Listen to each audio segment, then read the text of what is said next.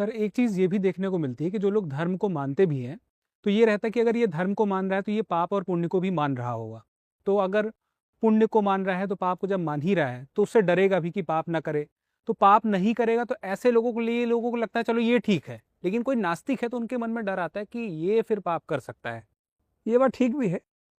एक दार्शनिक थे जॉर्ज मेवरोड्स, उन्होंने ये बात कही है कि एक धर्मनिरपेक्ष व्यक्ति इस प्रश्न का उत्तर नहीं दे सकता कि मैं हमेशा नैतिक क्यों रहूं।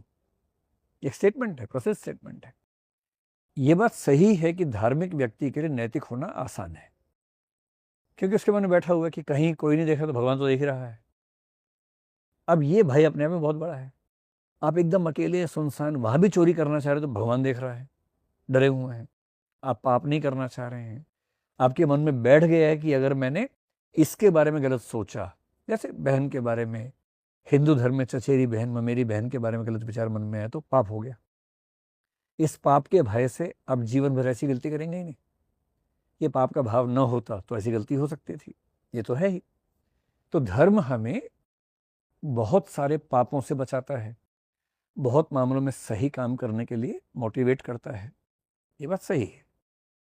धर्मनिरपेक्ष अधार्मिक व्यक्ति के लिए कोई ऐसी एक्सटर्नल फोर्स बहुत बड़ी है नहीं कि वो नैतिक ही काम करे। ये हो सकता है कि वो इतना सुलझा हुआ है कि उसके मन में बुरा भाव आता ही नहीं, हो सकता है। लेकिन ऐसे लोग मुट्ठी भर होंगे, अधिकांश तो नहीं होंगे। इसका उल्टा पक्ष भी है। धर्म जब कुछ सिखाता है तो धर्म पैकेज के तौर पे बहुत चीजें सिखाता है। जैसे धर्म बच्चे को बचपन से ही जातिवादी बना देता है, बचपन से ये भी सिखा देता है कि पुरुष होना ज्यादा बड़ी बात है। तुम अगर लड़की हो तो तुम पर्दा करना है, ये बुर्का पहनना है, लड़के हो तो नहीं करना है। जेंडर इनसेंसिविटी, जेंडर डिस्क्रिमिनेशन सिखा दिया। तो धार्मिक नैतिकता मजबूत तो होती है, पर बहुत मामलों में डिस्क्रिमिनेटरी भी होती है, रिजिड होती है, चेंज नहीं होती है। कई ऐसी परंपराएं जो किसी खास समय में शुरू हुई होंगी, मुझे लगता है कि बलि प्रथा जैसी परंपराएं क्यों शुरू हुई होंगी, क्योंकि पशुओं की जनसंख्या बढ़ जाती होगी, कैसे मैनेज करें। तो एक दिन तय किया, उस दिन उन पशुओं की बलि दी जो अदरवाइज उपयोगी नहीं है। जैसे भैंस की नहीं, भैंसे की।